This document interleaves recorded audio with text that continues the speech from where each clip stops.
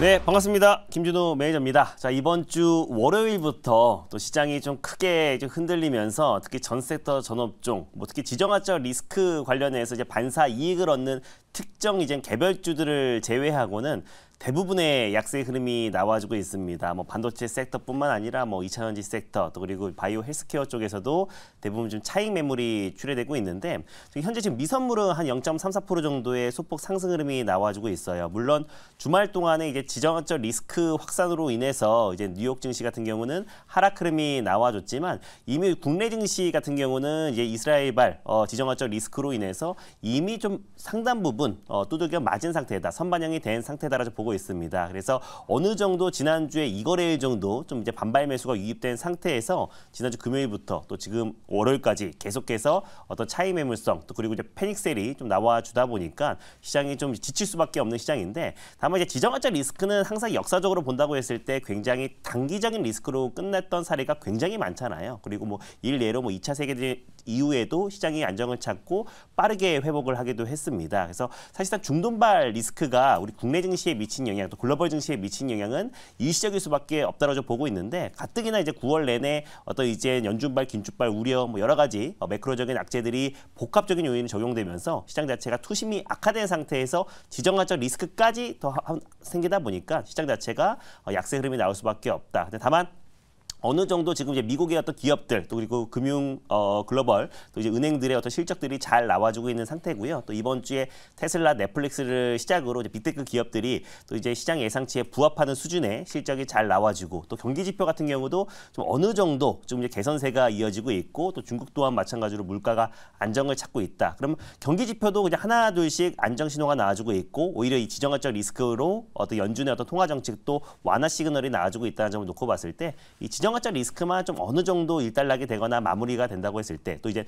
미국의 바이든 대통령도 이스라엘에 방문을 한다. 그리고 이제 앞으로 확정된 건 아니지만 그래도 방문 가능성이 좀 높아지고 있는 상태이다 보니까 이 지정학적 리스크만 조금만 완화되면은 시장은 그래도 반발 매수가 강하게 유입되지 않을까 보고 있습니다. 그래서 항상 하락의 끝자락에는 힘들 수밖에 없는 거고요. 그리고 막판에 어떤 투매성, 패닉셀에는 좀 지칠 수밖에 없는 시장이지만 조금만 더 힘내시면 좋을 것 같습니다. 그래서 하락의 막바지에 다 왔다라고 좀 판단되고 있고, 사실 주말 동안에 좋은 이슈들이 많이 나왔잖아요. 특히 이제 SK 하이닉스가 이제 5세대 HBM 관련해서도 이제 엔비디아의 독점으로 공급할 수 있다라는 단독 뉴스가 나왔음에도 불구하고 오늘 이제 반도체 섹터들이 조정이 나와주고 있다라는 거는 그만큼 시장 자체의 어떤 투심이 좋지 못한 상태다. 그래서 제가 편입했던 종목 중에 이제 ISC라는 종목도 있었고 1차 목표가를 이미 이제 도달한 상태이긴 한데, 오늘 그냥 특별한 악재가 있는 것도 아닌 상태에서 약간의 차익 매물이 나와주고 있습니다. 그래서 사실 결국에 시장이 안정화됐을 때 이제 반도체 섹터는 배신하지 않을 것이다. 특히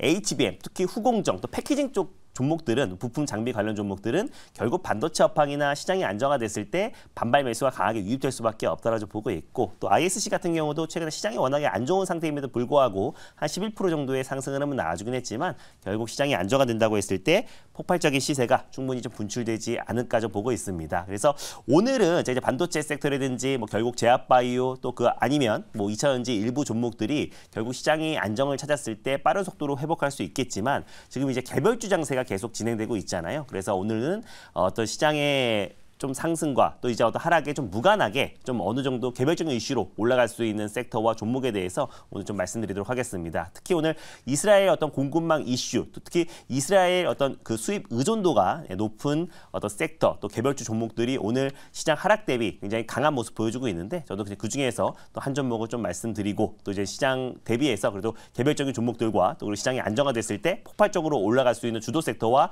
골고루 포트를 편입을 한 상태에서 좀 시장 대응을 해보도록 하겠습니다.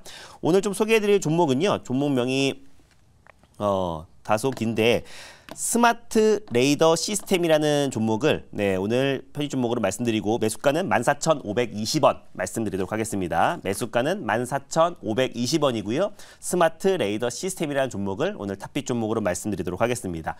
1차 목표가는 16,300원을 말씀드리도록 하겠고요. 사실 스마트 레이더 시스템, 레이더 관련해서 기술력을 가지고 있는 기업이다. 특히 4D 이미지 레이더 관련해서 기술력을 가지고 있는 기업이다 보니까 모빌리티 쪽에 집중하고 있는 기업이라 보시면 될 것 같아요. 근데 최근에 움직임이 이 모빌리티뿐만 아니라 이제 비모빌리티 시장까지 지금 이제 확대 적용되면서 실적에 대한 개선세가 굉장히 가파르게 진행될 가능성이 높은 기업이고 또 2017년도에 설립된 기업인데 상장은 이제 올해 했습니다. 가뜩이나 좀 시장이 좀 불안했을 때 또 신규 상장주 쪽에 또 수급이 집중될 가능성도 분명히 있다라고 보고 있고요. 또 특히 이스라엘 관련된 공급망 이슈에서도 또 수혜주로 좀 부각될 가능성이 높다고 판단돼서 개별적인 이슈로 오늘 스마트 레이더 시스템이라는 종목을 가져왔습니다. 자세한 내용은 가져온 자료를 보면서 하나하나씩 짚어보도록 할게요.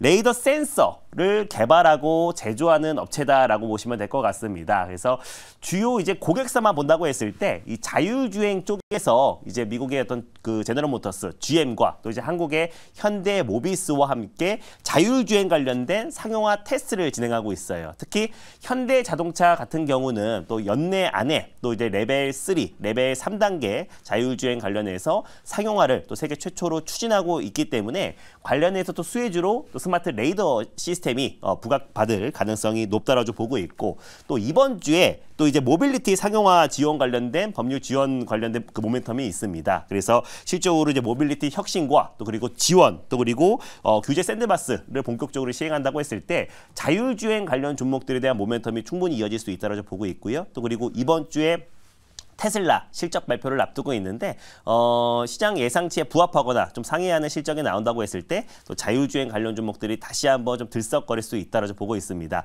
라이다가 이제 상대적으로 이제 가격이 많이 비싸다 보니까 이 자율주행의 눈이라고 할 수 있는 게 네 가지라고 말씀드렸었잖아요. 그래서 카메라가 있고 또 레이더가 있고 라이다가 있다라고 말씀드렸었는데 이제 레이더 같은 경우 또 기술력을 가지고 있는 솔루션 관련된 기술력을 가지고 있는 기업이 스마트 레이더 시스템이다라고 보시면 될 것 같습니다.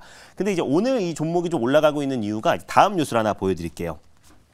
오늘 이제 시장에서 이제 브롬 관련 종목들이 좀 올라가고 있습니다. 그래서 한창산업이라든지 JI테크 같은 종목들, 또 진영 같은 종목들이 이제 브롬 관련된 수혜 종목으로 좀 상승 흐름이 나와줬는데 그 이유가 이스라엘 수입 의존도가 높은 그리고 또 이제 산업 관련해서 이제 개별주들, 테마주들이 오늘 좀 반등 흐름이 나와주고 있어요. 그래서 그 중에서 브롬 관련 종목들이 오늘은 상승 흐름 나와주고 있지만 항공기용 이제 무선 방향 탐지기 관련해서도 지금 이제 수입 의존도가 거의 95%가 넘습니다. 그러다 보니까 레이더 관련된 모멘텀, 드론용 레이더 플랫폼 기술력을 가지고 있는 스마트 레이더 시스템이 사실상 다시 한번 좀 부각될 가능성이 높다라고 보고 있고 돌아가면서 상승 흐름이 나와줄 가능성이 높아요. 그래서 오늘은 이제 브롬 관련된 개별 섹터들이 반등 흐름이 나와주고 있지만 항공기, 무선 방향 탐지기, 아까 말씀드린 대로 드론용 레이더 플랫폼을 개발하고 있는 스마트 레이더 시스템이 다시 한번 시장에서 부각될 가능성이 높고 또 이번 주에 이 자율주행 관련된 모멘텀도 있고요. 또 연말에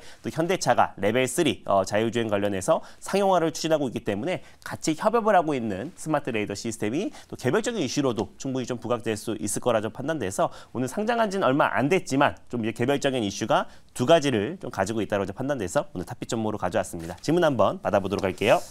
네, 제가 질문 한번 해보도록 하겠습니다. 일단은 오늘 시장 보게 되면은 사실 지수 대비 좀 개별 종목들이 많이 밀리는 장인데 그 중에서도 이 전쟁 테마 종목들만 굉장히 좀 강한 모습들이에요. 그래서 아마도 이 스마트 레이더 시스템 같은 경우도 그쪽에 대한 또 모멘텀을 갖고 있고 바닥권에서 또 올라올 수 있다고 판단이 되는데 이런 어떤 분위기 자체가 만약에 이제 여기서 시장에 급반등이 나오게 되면 사실 이런 종목들도 또 오히려 또 하락이 나올 수도 있다라고 판단이 맞습니다. 되거든요. 왜냐하면 기본적인 자율주행 테마로 지금 약간 움직이는 것보다는 약간의 그 전쟁 테마로 좀 움직이는 어떤 그런 비중이 더 커 보이기 때문에 그런 건데 이런 어떤 관점에서 봤을 때 우리가 이 전쟁 관련된 종목들을 좀 단기적 관점을 봐야 되는 건지 아니면 조금 더 우리가 이번 주 다음 주까지 더 이렇게 봐야 되는 좀 기간적인 부분을 더 두고 봐야 되는지 한번 좀 말씀해 주시면 감사하겠습니다. 사실 이제 전쟁이 언제 끝나냐는 거는 우크라이나 전쟁만 본다고 하더라도 사실 현대전은 한 2개월, 한 2주 안에 끝난다라는 많은 전쟁 전문가의 어떤 해석에도 불구하고 지금 2년 넘게 좀 진행되고 있는 상황이잖아요. 그래서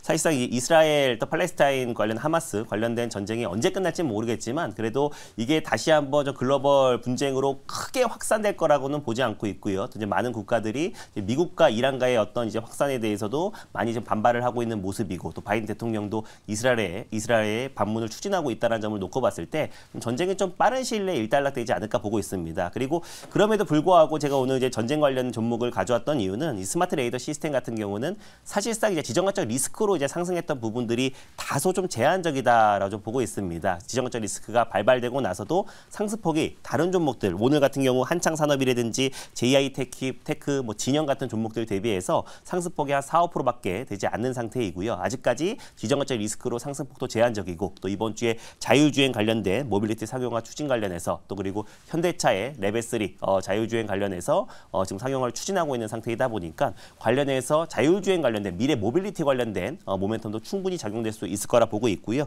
최근에 아까 말씀드린 대로 또 이제 모빌리티뿐만 아니라 비모빌리티 관련해서 LG의 어떤 가전제품 관련된 핵심 센서들도 공급하고 있는 기업이 스마트 레이더 시스템이다 보니까 실적에 대한 개선세도 충분히 기대가 된다는 판단에 가져왔습니다. 그래서 아까 1차 목표가는 16,300원을 말씀드렸고요. 손절 라인 때는 12,300원을 말씀드리도록 하겠습니다.